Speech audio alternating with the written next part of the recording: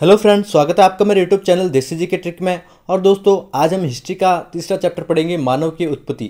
पृथ्वी की जो आयु लगभग मानी जाती है 4.6 अरब वर्ष पूर्व, यानी कि जहाँ से पृथ्वी स्टार्ट हुई है वहाँ से आज तक का समय एक समय काल में डिफाइन किया गया है दोस्तों।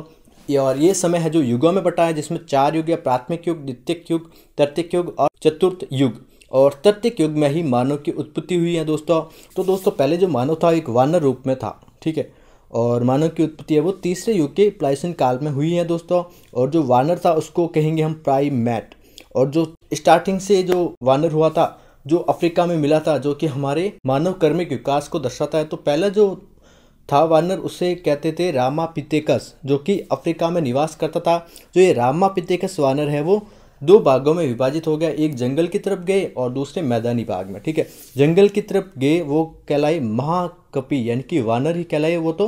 और जो मैदानी भाग में आए वही हमारे जो है आदि मानव है, जिन्होंने खड़े होने का प्रयास किया। और यहाँ जो नाम दिया गया वो है ऑस्ट्रेलोपिथेकस, जो कि मानव का आदि पूर्वज कहलाता है। डायरेक्ट क्वेश्चन आ सकता है दोस्तों, मानव का आदि पूर्वज किसे कहा गया है? तो वो है ऑस्ट्रेलोपिथेकस। और इस मानव की जो खोपड़ी है वो दक्षिणी अफ्रीका के ट्रांसवाल में प्राप्त हुई है। सबसे पहले जो मानव ने खड़े होने का प्रयास किया वही श्रेणी कहलाई ऑस्ट्रेलोपिथेकस। और इसके बाद जो मानव का विकास हुआ, जिसमें मानव ने हाथ का प्रयोग करना प्रारंभ कर दिया, यानी कि हाथों से औजार बनाने प्रारंभ कर दिए। और उन्हें हम कहेंगे होमो हैबिलस, यानी कि वो है जो मानव कहलाए होमो हैबिलस, जिन्होंने हाथ का प्रयोग किया सर्वप्रथम। इसके बाद है वो रीढ़ की हड्डी है वो सीधी होने लगी। जैसे जैसे खड़े होने का प्रयास किया तो रीढ़ की हड्डी एकदम से सीधी हो गई। ये मानव कहलाए होमो इरेक्टस। इरेक्टस का मतलब भी होता है सीधा, ठीक है। तो रीढ़ की हड्डी सीधी हो गई, तो इस प्रकार के मानव कहलाए होमो इरेक्टस। और इसके बाद दोस्तों मानव का और विकास हुआ, इनका सांस्कृतिक विकास भी हुआ। गुफाओं में रहने लगे और बदन को ढकने लगे। और इसके बाद जो इनका नामकरण दिया गया वो दिया गया निएंडरथाल। निएंडरथाल मानव बहुत ही इंपॉर्टेंट दोस्तों, क्योंकि गुफाओं में रहने लगे और ये जर्मनी के निएंडर नदी घाटी के पास रहते थे, इसी कारण इसे निएंडरथाल मानव भी कहा गया दोस्तों।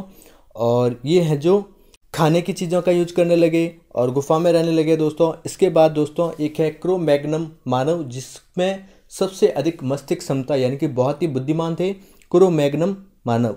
इसके बाद मानव का और विकास हुआ दोस्तों और होमो सैपियंस में बदल गए, जो कि आज का आधुनिक मानव है दोस्तों, जिसे हम वैज्ञानिक नाम है होमो सैपियंस। तो इस प्रकार दोस्तों मानव का क्रमिक विकास हुआ। पहले थे रामापिथेकस, यानी कि जो वानर थे, उसके बाद रामापिथेकस, फिर ऑस्ट्रेलोपिथेकस जो कि खड़े होने का प्रयास किया। इसके बाद होमो हैबिलस, जिन्होंने हाथ का प्रयोग किया। इसके बाद होमो इरेक्टस, जिसमें मानव की रीढ़ की हड्डी है वो सीधी हो गई। इसके बाद निएंडरथाल, जो कि गुफाओं में रहने लगे और कपड़े भी पहनने लगे, जिनसे सांस्कृतिक विकास हुआ, वो मानव थे निएंडरथाल। इसके बाद ये होमो सैपियंस में बदल गए, जो कि आज का मानव है। तो इस प्रकार दोस्तों मानव की उत्पत्ति हुई है।